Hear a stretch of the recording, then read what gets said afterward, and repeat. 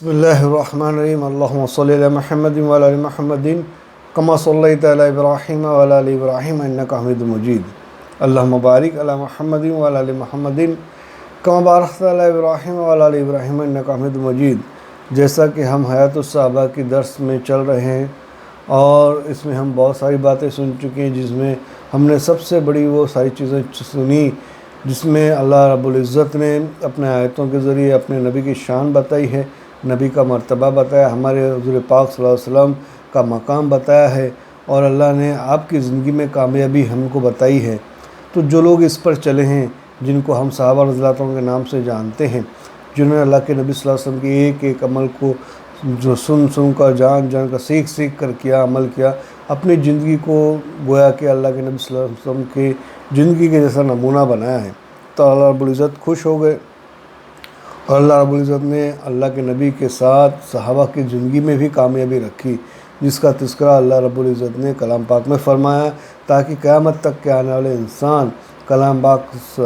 پڑھ کر اللہ کے نبی صلی اللہ علیہ وسلم کے جو صحابہ ہیں ان کی تعریفیں جو اللہ نے کی ہیں، ان کے بارے میں جو اللہ نے ذکر فرمایا، ان کے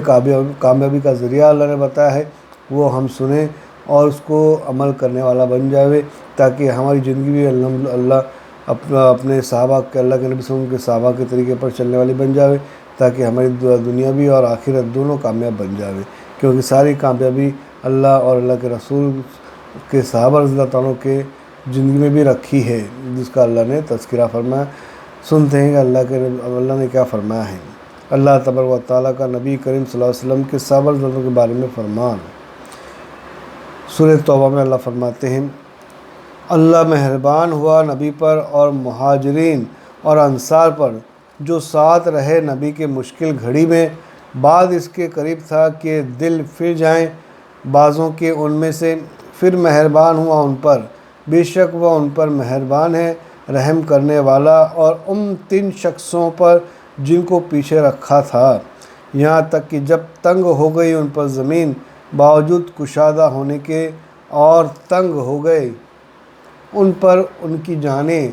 اور سمجھ گئے کہ کہیں پناہ نہیں اللہ کے سوا مگر اسی کی طرف،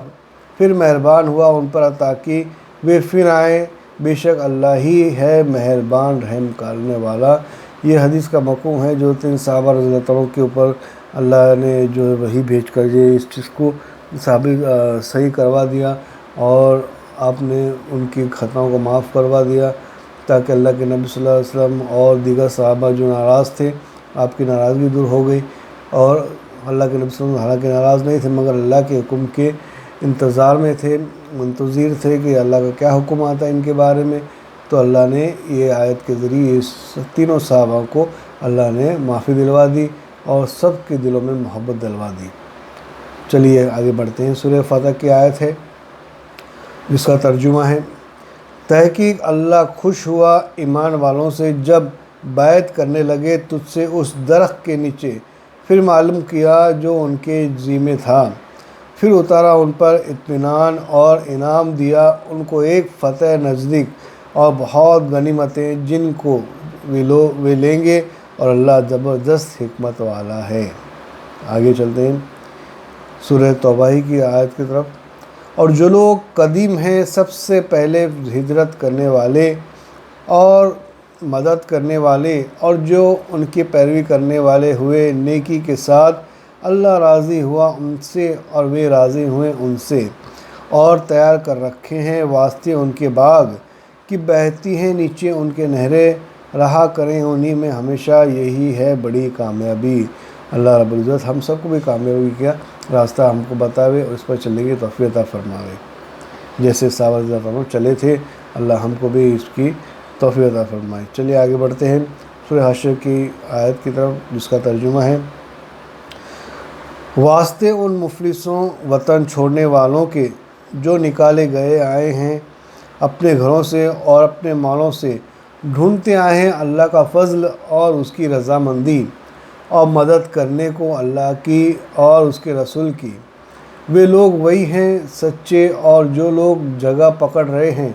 اس گھر میں اور ایمان میں، ان سے پہلے سے وہ محبت کرتے ہیں اس کے جو وطن چھوڑ کر آئے ہیں، ان کے پاس، اور نہیں پاتے اپنے دل میں تنگی اس چیز سے جو مہاجرین کو دی جائے، اور مقدم رکھتے ہیں ان کو اپنی جان سے، اور اگرچہ ہو اپنے اوپر فاقہ، اور جو بچا گیا اپنے جی کے لالچ سے، تو وہی لوگ ہیں مراد پانے والے،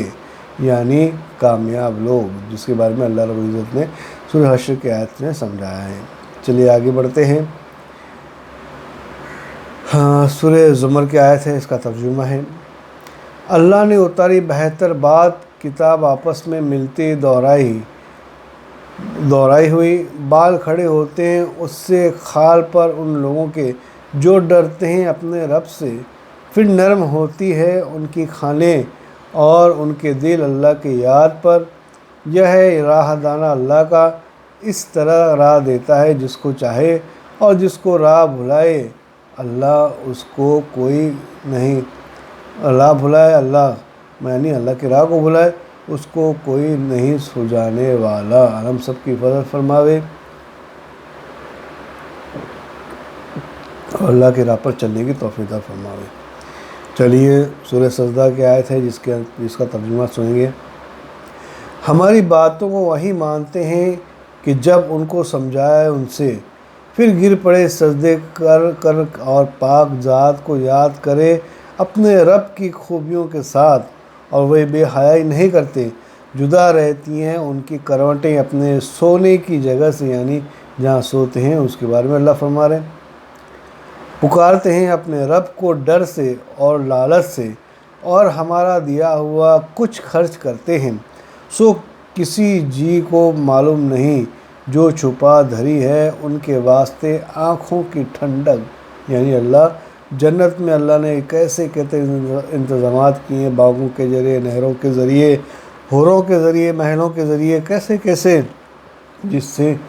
اللہ خود فرماتے ہیں کہ ان کی آنکھوں کو ٹھنڈک ملے گی جنہوں نے میرے واسطے اپنے اعمال کو سجایا، جنہوں نے قربانیاں دیں اور اللہ کے حکموں پر چلنے کے واسطے اپنے آپ کو ہر طرح سے جد و جہد میں اپنے آپ کو جھونک دیا، جس کے بارے میں اللہ فرماتے ہیں کہ ان کے واسطے آنکھوں کی ٹھنڈک بدلہ اس کا جو کرتے تھے، یعنی جو اعمال دنیا میں رہ کر اللہ کو راضی کرنے کے لیے کر رہے تھے، اللہ نے اس کا بدلہ جنت کے عوض میں رکھا ہے۔ آگے چلتے ہیں سورہ شعراء کی طرف، جس میں فرماتے ہیں اللہ: اور جو کچھ اللہ کے یہاں ہے بہتر ہے اور باقی رہنے والا ہے واسطے ایمان والوں کے جو اپنے رب پر بھروسہ رکھتے ہیں، اور جو لوگ کی بچتے ہیں بڑے گناہوں سے اور بے حیائی سے، اور جب غصہ آئے تو وہ معاف کر دیتے ہیں، اور جنہوں نے حکم مانا اپنے رب کا اور قائم کیا نماز کو، اور قائم کرتے ہیں مشورے سے آپس کے، اور ہمارا دیا ہوا خرچ کرتے ہیں، کہ وہ لوگ ہی جب ان پر ہوئے چڑھائی تو وہ بدلہ لیتے ہیں۔ آگے سنتے ہیں انشاءاللہ سورہ احزاب کی آیت: ایمان والوں میں کتنے مرد ہیں کہ سچ کر دکھلایا جس بات کا عہد کیا تھا اللہ سے، پھر کوئی تو ان میں پورا کر چکا اپنا ذمہ، اور کوئی ہے ان میں راہ دیکھ رہا ہے، اور بدلہ نہیں ایک ذرہ تاکہ بدلہ دے اللہ سچوں کو ان کے سچ کا، اور عذاب کرے منافقوں پر اگر چاہے، یا توبہ ڈالے ان کے دل پر، بے شک اللہ ہے بخشنے والا مہربان۔ اور سورہ زمر کی آخری آیت کے ذریعے ہم سنتے ہیں: بھلا ایک جو بندگی میں لگا ہوا ہے رات کی گھڑیوں میں سجدے کرتا ہوا اور کھڑا ہوا، خطرہ رکھتا ہے آخرت کا اور امید رکھتا ہے اپنے رب کی مہربانی کی، تو کہا کوئی برابر ہوتے ہیں سمجھ والے اور بے سمجھ؟ اللہ ہم کو صحیح سمجھنے والوں میں اللہ شمار فرماوے، اور بے سمجھوں سے ہماری حفاظت فرماوے، اور بے سمجھوں کو سمجھ دینے کی محنت کرنے میں ہماری اللہ ہم کو توفیق عطا فرماوے، تاکہ ہم سب تک کہ اللہ کی باتیں پہنچا سکے، اللہ کی جو اللہ نے سمجھ والوں اور بے سمجھوں کے بارے میں ہم کو سمجھا ہے کہ ان تک ہم پہنچا سکے، تاکہ اللہ چاہے جس کو ہدایت دے دے، اللہ نہیں چاہے اسے نیست و نابود کر دے۔ ہاں، کیونکہ اللہ سمجھدار والوں اور اللہ والوں ایمان والوں ہی کو اللہ کامیاب کرنا چاہتے ہیں۔ باقی سب کو اللہ نے ڈھیل دے رکھی ہے، وقت دے رکھا ہے، جب تک کی زندگی ہے اگر توبہ کر لے تو اللہ ان کو معاف کر دیں گے، اللہ ان کو سمجھداروں میں شمار کر لیں گے۔ مگر اگر اللہ کے خلاف چلتے رہے اور اللہ نہ کرے خدا نہ خواستہ موت آ گئی تو اللہ ان کو سمجھدار میں شمار نہیں کریں گے، بے سمجھوں میں شمار کریں گے۔ اللہ ہم سب کو کہنے سننے سے زیادہ عمل کی توفیق عطا فرماوے اور دوسروں تک اس بات کو پہنچانے کی توفیق عطا فرماوے۔ اس کلام پاک کے درس کے ذریعے، حیات الصبا کے درس کے ذریعے ہم زیادہ سے زیادہ دین کی باتیں پہنچانے کی فکر کر رہے ہیں۔ آپ سب سے بھی گزارش ہے کہ سبسکرائب کر کے سب کو زیادہ سے زیادہ شیئر کریں اور سب کو آمادہ کریں کہ اس کو سبسکرائب کریں اور آمادہ شیئر کریں تاکہ دین کی باتیں سب تک پہنچ سکے، تاکہ لوگ اپنے آپ کو دوزخ سے بچانے والے بن جاوے اور جنت میں جانے والے بن جاوے۔ اللہ تعالیٰ کہنے سننے سے زیادہ عمل کی توفیق عطا فرمائے، آمین یا رب العالمین۔ انشاءاللہ آگے کے درس میں ہم سنیں گے قرآن مجید سے پہلی کتاب میں حضور صلی اللہ علیہ وسلم اور صحابہ کا تذکرہ۔ اللہ تعالیٰ کے رسول توفیق عطا فرمائے۔ سبحان اللہ و بحمدہ، سبحانک اللہم و بحمدک، ونشہد ان لا الہ الا انت، نستغفرک ونتوب الیک۔ سبحان ربی رب العزۃ عما یصفون، والسلام علی المرسلین، والحمد للہ رب العالمین، آمین یا رب العالمین۔